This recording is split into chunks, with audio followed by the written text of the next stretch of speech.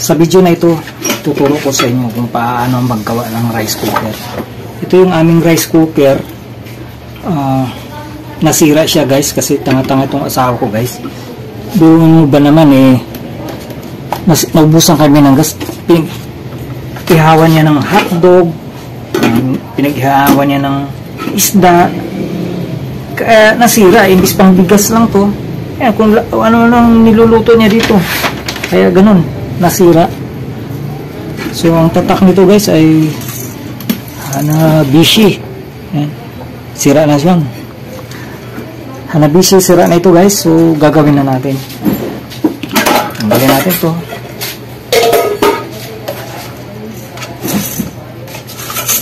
So may mga bigas pa sa loob. Ano guys oh. So tanggalin na natin to.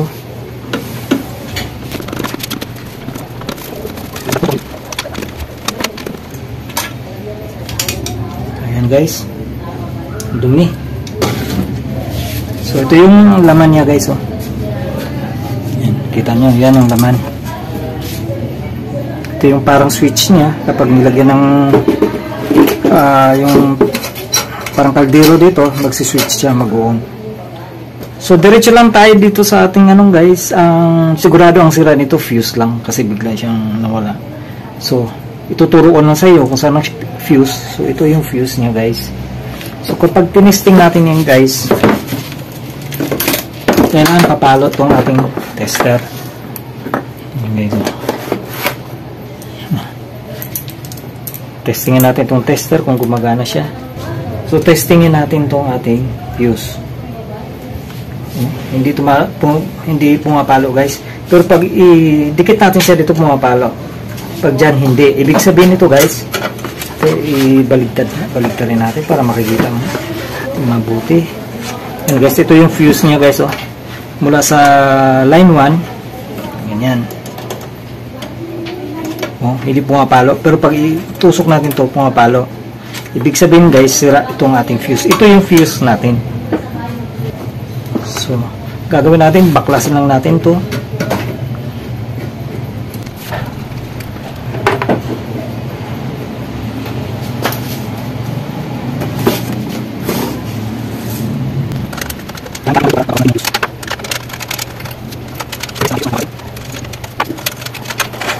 Labasin natin siya.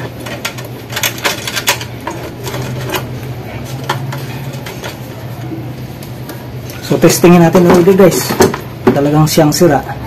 Ayan, pumapalo. Kita nyo guys, pumapalo. O, ayaw guys oh. Ayaw talaga. Pero pag dito, pumapalo oh. Ibig sabihin sira talaga ito guys.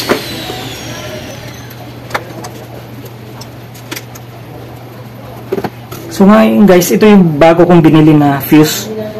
10 amperes, 220 volts, 10 amperes, 180 degrees Celsius. So ito yung ipapalit natin. Nagbablog nga ako, ingay naman.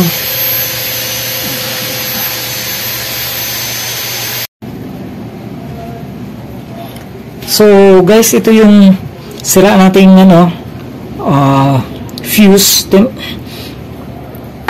At ito naman yung bagong fuse na binili ko. So testingin natin kung talagang ito ang sira. So pumapalo yan guys, okay yan. So hindi siya pumapalo guys oh. Kahit baligtarin mo siya, wala oh. So ibig sabihin sira na yan guys. So ito yung bago kong bili. Tingnan natin. Ayun guys oh, pumapalo oh.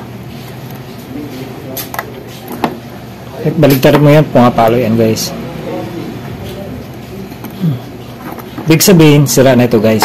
So ito yung value niya guys oh. 220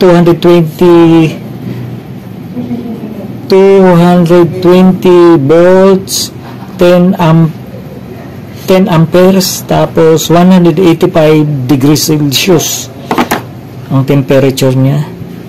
Ito Jaibo, China ata ito guys. Ganun dito, 250 volts, 10 amperes, 185 yung temperature niya, 185 Celsius. So guys, ipalit na natin to dun sa sirang ikabit na natin to dun sa ating sirang rice cooker. So guys, itong ating insulation na tawag dito silicone, hindi siya magkasya dito na ano na nga, hindi magkasya. So huwag na natin balik itong sa dati, kasi yung dati dito. So i-diretso na lang natin. Sa bagay meron naman siyang insulation dito na heat insulation. So ikabit na natin guys.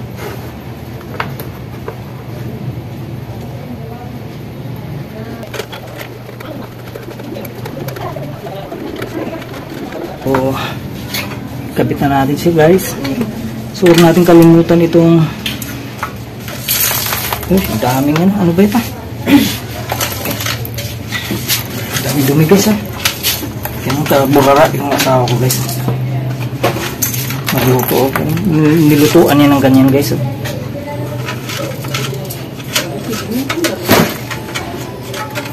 Ito guys, ipasok natin ito siya ganyan.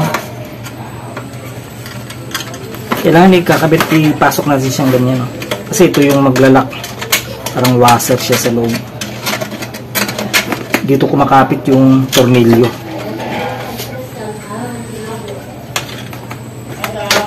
Ayan guys. So kailangan guys, ganyan. Kasi dito kakapit yung tornilyo ito. Kita nyo guys, malinaw ba? Ayan guys.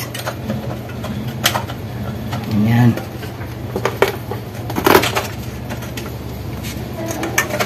Pitan muna natin dito guys. Pero wala tayong problema mamaya. Kita pa guys?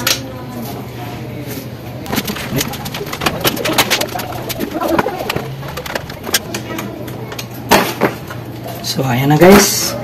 Ikabit na natin ang ating male na plug. Ang isusunod natin ay itong kabilang dulo ng fuse. Kakabit natin siya dito.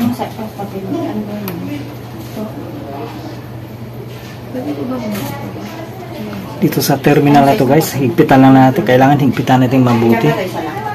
Yan ito, ikakabit natin to para to dito.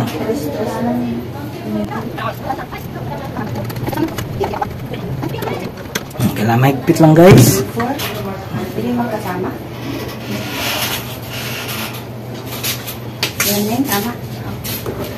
So ngayon guys, testingin natin kung tumutuloy na yung kuryente dito papunta sa terminal na to. Check natin.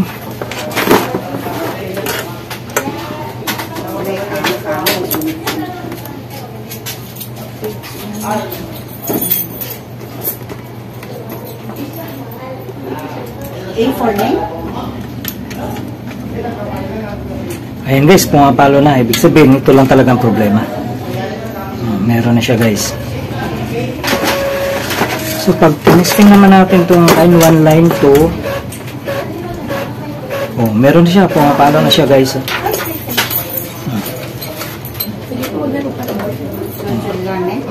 Kanina wala yan guys. Ngayon meron na. So ayan, pumapalo na. Kabit pala na muna natin itong ating takip dito sa ilalim.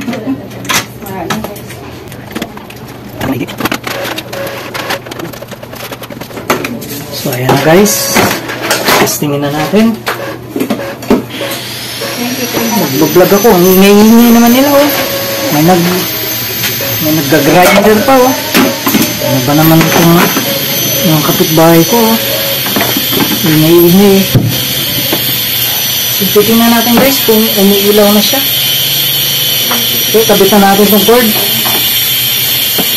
Kabit na natin dito.